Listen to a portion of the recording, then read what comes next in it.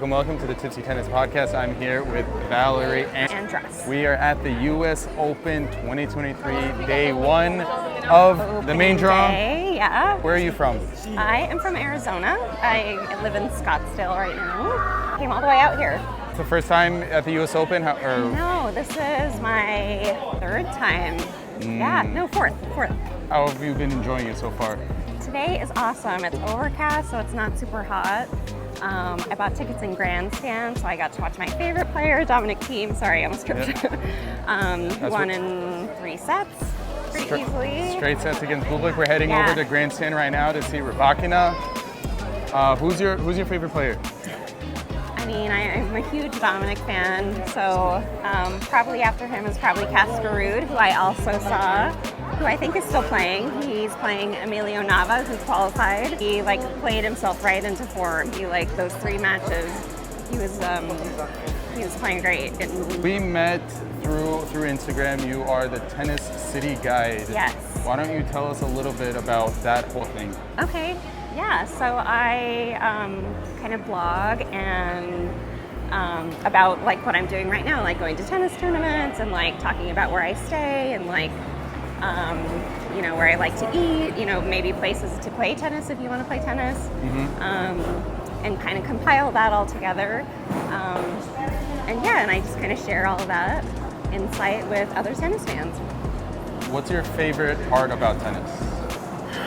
Playing? Is it watching? Is it the travel or the... Yeah, I mean, everything. I mean, I love that it goes to so many great places, which it makes it easy to combine travel and tennis. But I was just telling some friends, I feel like I could talk to anybody here, and because we're all so crazy about tennis, and yeah, you just have an instant 1 million friends. Oh, we're here. Welcome, ladies and gentlemen, to the U.S. Open. Is this right here? Yeah. What's your most memorable U.S. Open memory? Last year, I went to the Racket House event randomly. I almost feel like I wasn't really supposed to be there, but somehow I finagled my way in there. But got to meet a ton of players: Tiafoe, Casper, Belinda Bencic, and Stan Wawrinka. Oh, wow. And just getting to know all the guys at Racket was really fun. Yeah, we went this year, Racket House. We rocked some Racket House action. Aperol Spritz was sponsoring it. The alcohol was flowing. The players were playing. Well, they weren't playing, but the players. Yeah, and they have stuff almost every night, leading up to the tournament. So it's, pretty open to the public. You just have to RSVP. Oh my gosh, so I'm a Wilson affiliate, so this outfit that Marta Kostyuk is wearing right now is fiery. She's so beautiful. Yeah. Rybakina is up 4-1 in this opening set. Wimbledon champ. No, she's not the Wimbledon champ. Last year's Wimbledon champ. There's been some speculation about, her form, I guess she was sick and whatever, but I love her. She's such a clean ball striker, and I was here watching her practice the other day, and her serve is, it's just so efficient and clean. She is a lot bigger than she looks like in TV. She's very tall. She walked in, well, so speaking of last year's Racket House, when I was leaving, she was walking in, and she's very tall and lean, just a perfect tennis player body. But I love that she's just super stoic, doesn't, she just kind of quietly does her thing. People give her shit about not being demonstrative enough, but for a tennis player, being able to stay composed and not really show your cards is a huge advantage. So I don't think it should be surprising that a lot of players aren't, over the top, emotive. But I would love to see her. It's so great when her and Iga match up because she definitely has her number. I'd love to see her and Sabalenka. Everybody loves. You want to watch big hitters. Yeah, I'd love to see that type of matchup. I'm glad we're watching a women's match because I know a lot of what you guys talk about on Tipsy is the men's tour. So yeah, we're bringing some female action into the fold. You brought that up, and is that something that you'd realized, or? I mean, yes, but it's not that I have anything against the women's. What I kind of found, or what I've noticed like throughout the years, there's less consistency in the players, and so like at least when you look at That's beautiful. What a shot. It's like, okay, no Kostiu through like Wilson, right? Yeah, actually she won a smaller tournament, I think, in Mexico, and she was wearing a similar outfit to this one, but it was in this like beautiful red color. So that's kind of when oh no, it was Indian Wells. But she is a Ukrainian player, so she's also pretty outspoken about that whole thing. But she's a really beautiful girl, beautiful player.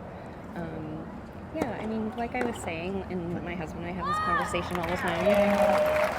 Like we always compare it to boxing. Like compared to boxing, you want to see power. Yeah. Like I mean, I don't know that I'd pay money to go watch Floyd Mayweather. Like I've seen him in Vegas at a restaurant, and he's tiny. He's you know tiny. what I mean? I'm sure. I've seen him in Miami twice. Yeah, he's tiny, and I'm sure like it's very impressive. But like, you want to see like.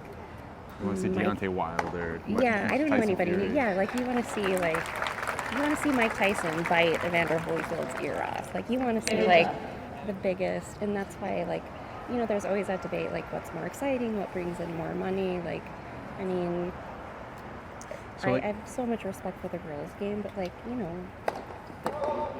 men's tennis it's bigger, it's faster, they're stronger, and there are a lot of female players who are like super defensive. I was watching a match at home the other day. It was Kazakina, who's a very defensive player, and I forget who she was playing, but my husband was like, this is kind of like watching paint dry.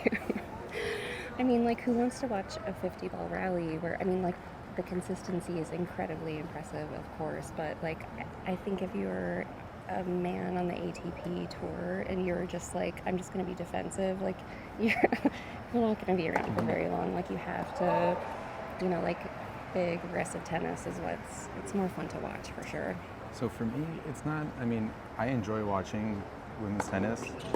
When it comes to, like, the coverage, which you brought it up, and I'm going to start covering women's a little bit more. I got some reels on the way about it. You just missed like the most amazing. All right.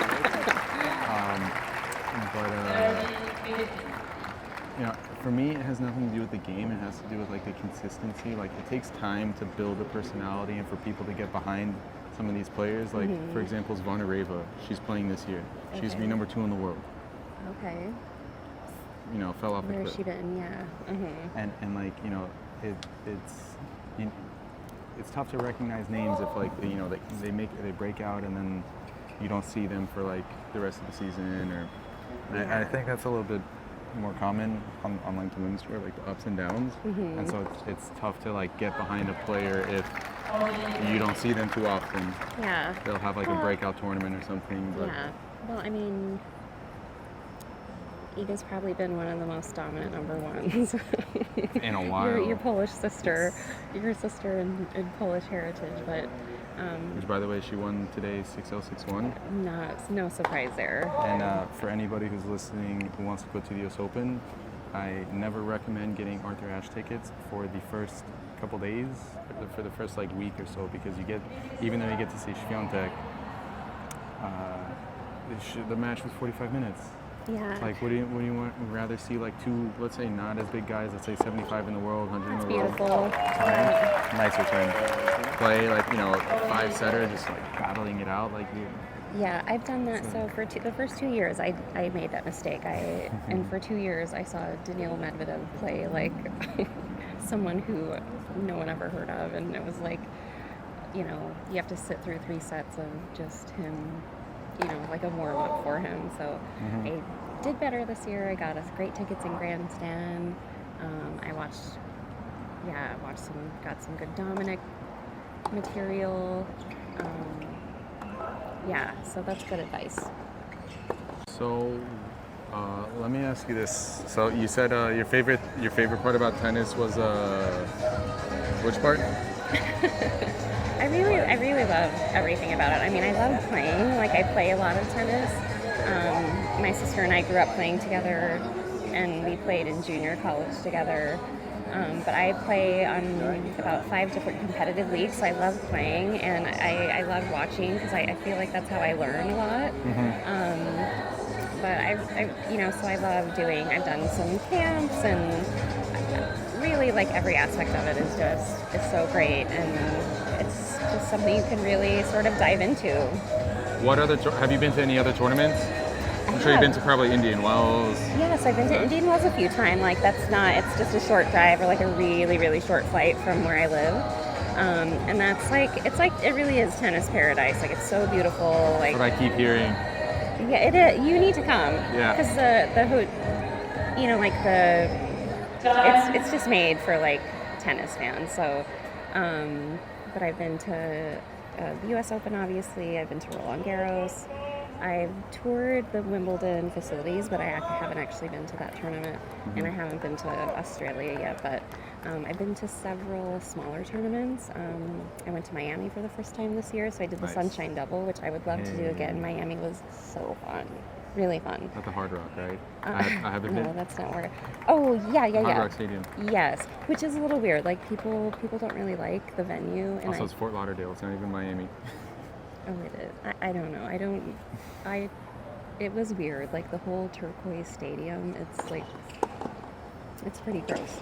But, I've been to Miami Open when they had it in Crandon Park at the old spot. Everyone tells me that was much better, but It was very intimate. You're right there with the players. yeah, I think it just outgrew it, which I think is great. Like, that's good news. Like, if there's so many people that want to come watch tennis, I mean, that's what we want. We want it to grow. Yeah, it's just like there's this cool Miami vibe. Like, we'd be watching a match like this, and there was this like day club with like pumping like Miami sound machine beats. Got some bubbles, a foam party going on the next court. Just like it's like a party plus tennis, and like that's just the vibe there. So I loved it. I've been coming to the U.S. Open probably 17 years. Never missed a year for the last 17 years. It's so awesome. I worked for 5 of them or so. What kind of jobs did you do here? I was a ball boy for 4 years, and then I was a wheelchair escort 1 year. Okay. And I was supposed to be player escort this year, but I missed the training because I was out for a tournament. Okay. But I've been to US Open so many times. I've been to Miami. I went to French Open in 2019. Oh my gosh, that's the year that I went. Yeah? No, I lied. I went in 2018. 2018? Yeah. That one I got super lucky. So I was going on like a school trip at the end of the year. We were going to Italy. I was taking like an ancient Roman. So like a study abroad type thing? Yeah, almost. So like it was an ancient Roman class. Nice. And then at the end of the semester, we went to Naples for a few days and Rome for a few days. And then while we were there, I told the professor, I'm like, yo, it was at the end of the semester, so I'm like, I'm just gonna stay in Europe. Don't book my flight back. So it's like, all right, cool. Yeah, you're already over there. Yeah, I was already over there. So I went with my friend. We got the tickets right when they opened for the second stadium quarterfinals.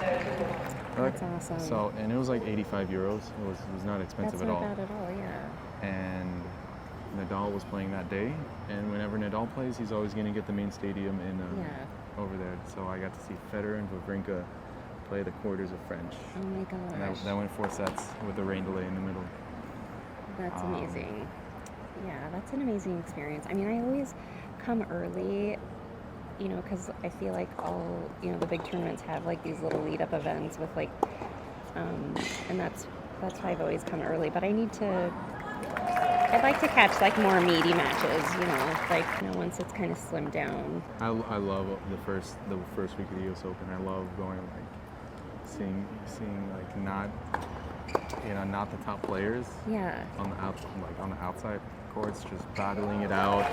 On Wednesday, double starts. Okay. So you see a lot of top players. You'll see a lot of top players playing on the outdoor courts in doubles. Okay. So like I remember one time that Kyrgios and Kokkinakis, they were playing on like some random court out in the field. Outer courts. Yeah. I actually ball boyed for Kyrgios and Kokkinakis when they were juniors. That's awesome. Those two are really fun. I saw them play at Indian Wells against John Isner and Jack Sock, and that was such a great match. Yeah, but I mean, like, if Emma Raducanu is any indication, like, sometimes, don't underestimate the qualifiers, like, For sure. And then, so actually at the racket house party, racket mag party. Yeah. When I walked up to Tommy Paul. So I ball boyed for Tommy Paul when he was a junior. You did? Okay. And for Riley Opelka as well. Okay. But when I went up to Tommy Paul, I was like, oh, so I ball boyed for you when you were a junior. He's like, oh, this is like 10 years ago, maybe 8 years ago. And I'm like, yeah, you were playing some like short Korean guy. He's like, I remember that match, Suwon Koo. Funny. And I'm like, yeah, you were the second seed that tournament. Taylor Fritz was the first seed in juniors. Bencic was the second seed, and Ostapenko was the first. Oh my gosh. And he's like, yeah, I remember that match so well. I'm like, yeah, it was on court 4. He's like, you already know. Tommy Paul was super, super cool. He was I think the favorite player out of all the players that were at that party. Yeah, he seems really cool. I met his girlfriend too, who is gorgeous, and she's very sweet too. Yeah, she's got like, I posted a picture with her, and like I had all these friends of mine that were like, oh my gosh, I can't believe you met Paige. It's like I knew she's popular, but yeah, she's a fan favorite. Yeah, she's like. What does she do? I have no clue who she is. So she has a clothing line called Dairy Boy. She had a pop-up in Soho this weekend, and I did not get a chance to make it down there, but like the line to get in there was crazy. But I think she does stuff on YouTube, and like she's kind of, she's self-made. Like she's, and her and Tommy are just super cute together. But yeah, she was very sweet and like one of the most gorgeous girls I've ever seen. So I told Tommy, I was like, she's beautiful. And I'm sure he's well aware. But yeah, it was fun to meet them, fun to meet Riley. The one person, so the one player that I missed over there was Quentin Alice, the French player. Where was he? Oh, yeah. At the rack house. And he was probably the player that I wanted to talk to the most. Really? Why is that? Because he's been liking my stuff on Instagram, and I wanted to go up to him and be like, is it you who's liking my stuff, or is it your marketing team? Because I know like Sakari, her marketing team. Oh, they run her page. Yeah, so they like people's stories and stuff like that because it brings engagement to their own. Yes. And so, to be honest, I didn't follow the guy until he liked my story. So I'm like, it worked. Yeah, you'll have to ask him. I really wanted to.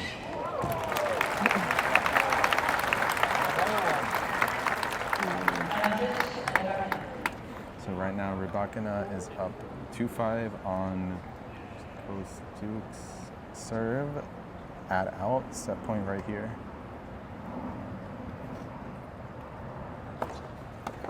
Huge first serve, she gets it back in the corner, lobs it, and in the net.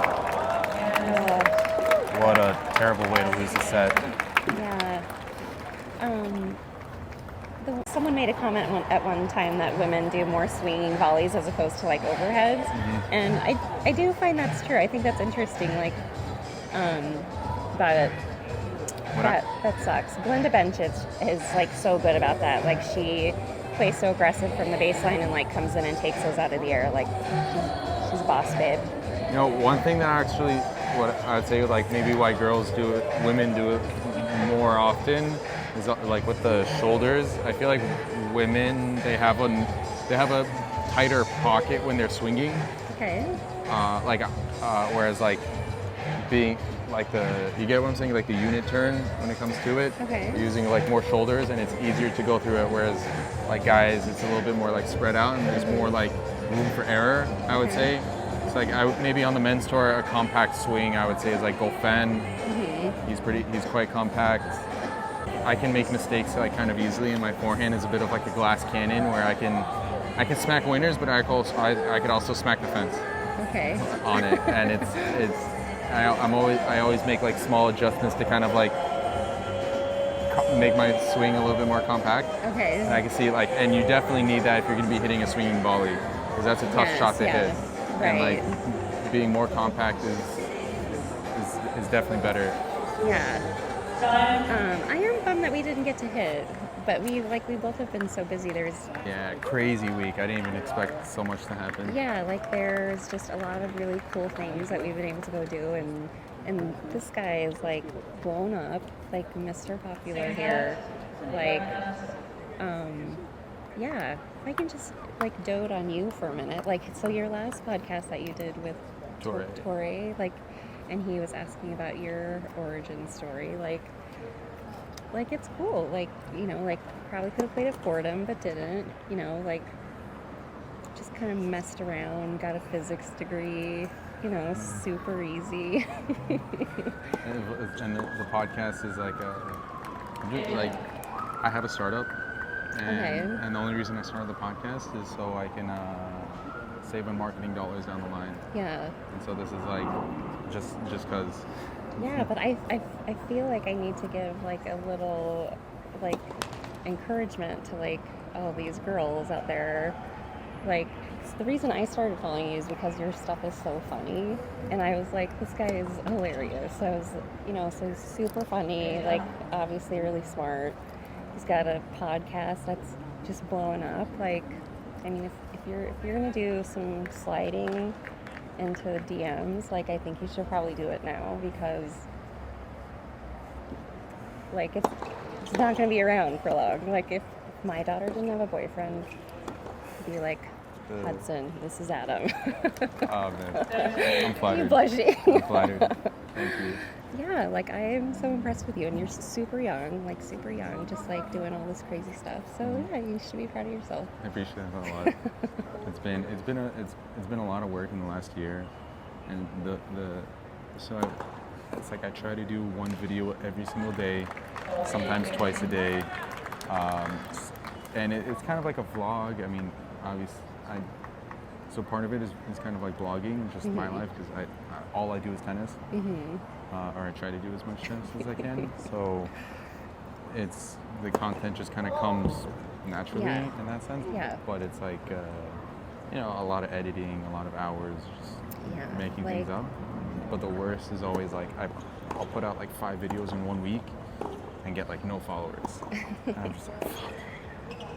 I don't know, like you, I mean, I definitely started my little venture as a passion project, and, you know, like the space isn't the easiest space to be in. Like it's, you know, it's hard to not get hung up on numbers, but, like for me, I try and look at like, so my content is primarily tennis and travel, so like people who want to travel and play tennis, who want to travel and watch tennis, and so that demographic is older. You know, like my niche is probably like the Facebook crowd, but I don't really like Facebook. I'm not on Facebook very often, so just out of curiosity, I looked up like the average age of an Instagram user is 18 to 24, so that's not even like I'm operating in a space that's not even my target market, so I can't beat myself up about that, you know. My biggest audience has been between the 25 to 34.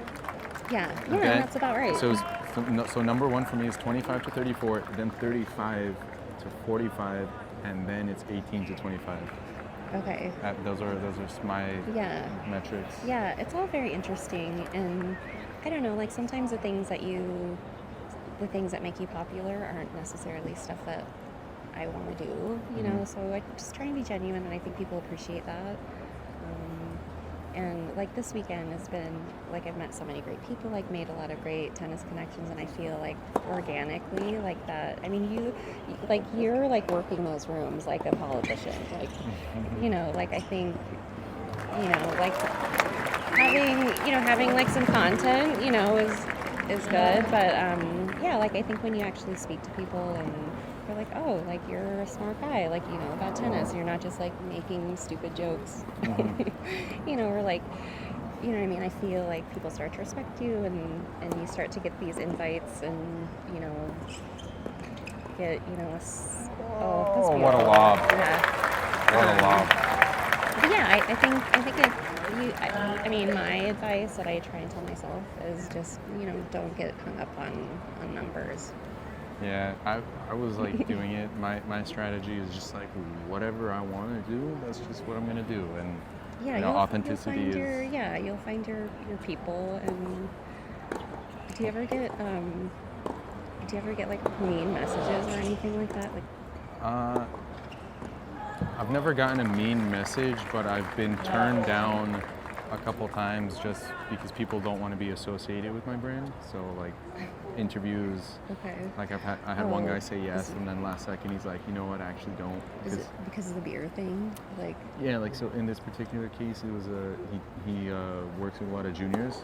Oh yes. And so he's like, and that's Yeah, it's understandable. I wasn't. Yeah. I'm not upset with any of it. I mean, I thought that was super funny. Like, I've never chugged a beer. I did just have a honey deuce. Before we did this, so if I was a little rambly, that's why I told him, like, I didn't want to, like, if I was going to drink anything, I needed to do it at the end of the pod. It's the Tipsy Tennis Podcast. Uncut, raw. Yes. Another thing That's why I didn't drink in any of these parties, because I just, like, say like stupid things. I got pretty drunk at that Rocket House party. Like I had a friend message me. He's just like, you look in those pictures, and I didn't get fucked Did you get up. Like half an eye? I probably had to have like 8 Aperol spritzes. Yeah, I had to rein it in, like, and I'm glad I did, because I feel like I was able to make more genuine connections. And, oh, so good. That was a great point. I'm gonna switch the camera. Crazy about Rybakina's dress. Like, it kind of looks like an apron that my grandmother had. Let's get a close up on that. It's Yonex, right? Yeah. Oh, but you know what? I was just, when I saw Casper playing earlier, he had a t-shirt in the same print, so maybe that's, but with like navy shorts. Yeah, I mean, I don't know. I've been digging the Lotto, What's been your Lotto and favorite? Fila. Yeah, the new, like, okay, like the turquoise Fila stuff was so tired. I was like, can we get that shit out of here? But I just walked through the Fila shop. Oh, what a shot. I walked through the Fila shop here the other day, and they have like some really great stuff. There's this dress that Shelby Rogers was wearing. Yeah, what's your favorite brand? I always tease you because you wear like, I mean, really, you dress like a tennis player. Like, I always laugh because I have one of my coaches at home, like, he just kind of he dresses like my 10-year-old son did when he was 10. Like, just wakes up and, like, grabs. Never really matches. Just, like, very, very random. But, yeah, do you have a favorite kit? Oh, favorite kit. How far are we talking about current? Well, I mean, I guess we haven't seen all the ones for the US Open yet, but maybe, like, what was your favorite kit from, I don't know, like, French Open? I mean, obviously everything in Wimbledon is white. Well... What do you think about, like, the New Balance kit? Like, so Tommy Paul and Maxime Cressy are both New Balance, but I was watching Maxime Cressy play, and he wears his hat backwards, and it has, like, this little tag on it, and I was like, what is that? Like...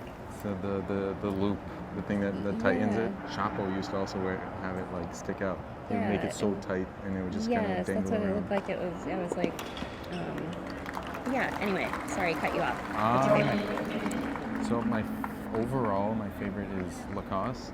Okay. I love Lacoste. Yeah. And like, I think the new Joker kit is pretty fresh. When I was at the Miami Open, they were the sponsor there, and their stuff really is so cool. Yeah, I'm Like- like, yeah. Yeah. I was gonna say I'm a Lacoste fiend. Like my brother, he always He's got gets me some like like Lacoste. And as a kid, so I mentioned it in one of my podcasts. I don't know. I don't think this could be why. I mean, so like growing up, I wasn't so like my. Look, I'm not gonna say we were poor because I mean tennis was expensive, but that was like tennis took up everything, and I was always like everything was always like- in a budget everywhere that I played Well, out. they were expensive, you know, like.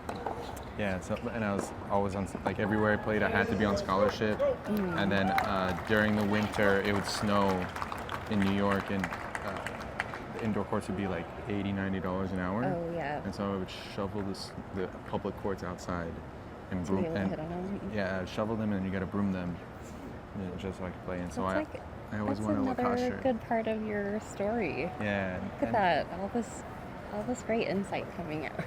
And so I always wanted a Lacoste shirt, and my parents were like, "Yeah, we'll get it to you for like for your birthday, or for Christmas, or something." I never got one. Oh. And this is when Roddick was rocking it. Oh yeah, you're right. Yeah, and I would always say like, "Oh, I really like that shirt. Can you get it?" Yeah. So What do you now, think about Grigor Dimitrov jumping switching from to Nike Lacoste? to Lacoste? So, I'm pretty sure. So I think it's a great switch for Grigor. I mean, even though Nike has been, he's had his own kits made by Nike, and he fits the style so well. I think he's getting a little bit older, and Lacoste is a little bit classier. But I'm pretty sure, so Nike ended a lot of the contracts that they had, and they're becoming much more lean in the athletes that they sponsor. So they have what, Ronaldo, they have LeBron, they got Nadal, Rune, but like Rublev, they dropped Rublev. You're like, they don't want to pay him anymore. Like, not that they were losing money. Rune just Rune lost. Wow. So my Get out of here, boy. Get out of here. Oh, that's right. You're gonna, yeah. I'm gonna have to look into that beef. So my my coach Alejandro, that I work with in Phoenix, his one of his best friends is Roberto Carvalles. So yeah, he's gonna be super happy. Good for him. That is so surprising though. Like, that's a little bit of a shocker. And that's why they threw him on court 5, because he's a scrub. he doesn't belong in the stadiums. People are gonna pay extra money to see that. I don't want to get myself blocked, so. He actually, I think I posted a picture because I took a photo with him at the City Taste of Tennis event, and I think he liked it. He saw. Yeah, I'm not. That's why he's over there and we're here. He's a baby on the court. No, well, Rune. I am like. Yo, I even posted a reel this morning. It's like it was the biggest, because I did a collab with Matchpoint Memes, which Okay. I love yeah, his I do memes. like them too. And so I reached out, and I'm like, yo, let's do collabs. Just send me some pictures. I'll green screen it. We'll do it. And so he had Alcaraz winning. Then it's like, this is the dark horse. This is who you should watch out. And he's like, the biggest disappointment was Rune. And I'm like, I agree. Look at that. And he Day lost. one. Let's go. Day one. Packing it up. Him and Patrick. Patrick and his little tight. You know what? Hits. You know what it was? What I was it? was watching Rune practice on grandstand during the qualies. I've never ever seen somebody practice at qualies who had a towel boy. Oh, at practice? One of these, it was so funny. It's like he looks so serious. He's got the sunglasses. He's got the all black Maracha glue kit, and then he's holding a towel. It's a tongue twister, isn't it? I'm gonna throw it out there. If you got a towel boy for practice, You should have some majors under your belt. you should probably grow some balls and just grab your own towel. It's like you see Nadal sweeps his own court. Yeah. When he's done practicing, he's there running the broom and stuff. And I think he could learn a thing or two from Rafa. we'll see some other matches. This was a good match. There you go. Rybakina is taking her to the cleaners. Who signed your shirt? Kovacevic, Alex. Oh, he did. I saw. Yeah. So that's another one. I saw Alex Kovacevic play round 1 of qualies. He unfortunately lost in the second round to Elliot Spizzirri, who eventually lost to Emilio Nava, who is playing Casper Ruud right now. Yeah, should I see what that is? So that's a whole, let's head over there. I'm so that's curious. a whole chain of So stuff. But I talked to him. He said after the tournament, he said he's probably going to get a wild card for doubles. okay. He's so like he'll after be the around? tournament, he's definitely down to do a podcast. Oh my gosh, So, that's so cool. Yeah, he's a sweetheart. I saw him play in Phoenix. Okay, so their update on Casper, on Ruud and Nava. Casper is up 2-1, and he's up 4-2 in the fourth. So it's looking Nakashima is down 2 sets. pretty Bina. good for the Oatmeal Stallion. Huh? The Oatmeal Stallion. So last year at Racket House, Casper wore like the best little yuppie outfit. He had on white jeans and like this little tan sweater. And Caitlin Thompson nicknamed him the Oatmeal Stallion, so it stuck. But this year, I saw him, and I didn't get a picture of him. This guy did. I got a sick one with him and Hurkacz Don't with rub the it giant in. racket. Don't rub it in. With the giant Okay? Onyx racket. Save it. Just save it. I saw that But he was in immediately, and I'm like, shorts. I gotta go. So Casper Ruud is a huge golfer. Yeah, he is. And I asked him, actually, I'm like, so which, did you go golfing yet since you've been here? And he's like, yeah, I just came back from Winged Foot in Westchester. So that's like a He's, like, world-renowned. super talented. It's like Steph Curry, winning whatever he just won. It's like some people get all the talent. And so he came to the party from the golf course. Okay, that makes sense because he had like a little purple polo on and the tan line on his forehead. yes, That yes. shit went hard. I brought it up. I'm like, you should probably work on. Wow, that was. He probably laughed. I mean, he seems like most of these guys Yeah. make fun of themselves. I don't think he cared, but I don't think he was really that amused. It's like it's definitely not the first time he's heard that. Yeah. Well, I think let's go between court 12 and 13. 11 and 12. It's Sebastian Korda against Fusovic, okay. and then on the other side is Nakashima and Jerry. Okay. Those should be some good matches. Nicholas Jari and his breathe right nose strip. No, other one. Oh, The is it a Serbian. different one? Laszlo Jerry. Oh, okay. So not It's to be confused with Jari. Yeah. You know what we call it? So I had it's kind of fucked up, but so when I was in college, my roommates and I, we followed tennis like really closely. Yeah. And so there was like Nicholas Hadi, or Jerry. Is that how you pronounce it? Because he's Hadi. Chilean, right? Yeah. But it's like Probably people say Jerry. say it. That's fine. Appropriate way. And then there's also this Jerry. Okay. And so Laszlo Jerry, the Serbian guy we're about to see, his parents died. I don't know how, but they passed away. Just So in order for us to distinguish between which Jerry we were talking about, hey Francesca, how are you doing? Pretty good. How's it going? Hi. Pretty good. We're doing a little vlog pod. Yeah, that's okay. Francesca Franchin, U.S. Open veteran, ball girl veteran. All the veterans. Veteran everything. Yeah. Anyway, going around. Wandering around. Yeah, there's so many Americans playing right now. It's Yeah. tough to get anything Corda. Yeah. Corda's like impossible to watch right now. Yeah. Oh, really? We're gonna Okay. go 7 to the other American. I don't know who's over there. Okay. Okay. Well, enjoy. We'll see you around. Yeah, I'll see you around. I'll be here every day. What about you? I'm coming tomorrow. I'm trying to get tickets for Friday, Saturday. Okay, sounds good. See you. Bye. So Jerry lost his parents, and so after that we start calling him Batman. Oh, okay. That's kind of a cool nickname. Yeah, it's a little. It is Yeah. what it is. It is what it is.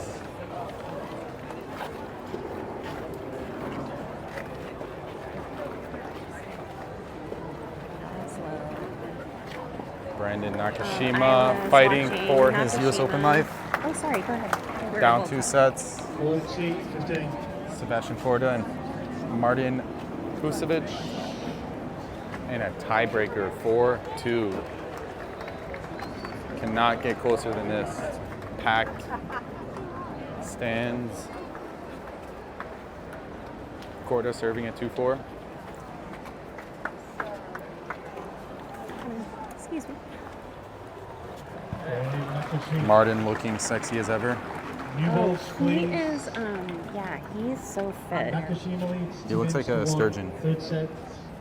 Jerry leads Like 2 a sets. what? to love. Like a A sturgeon, sturgeon. like a fish.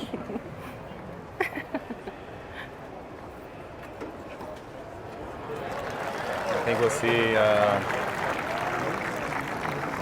catch a little glimpse. What's going on over here?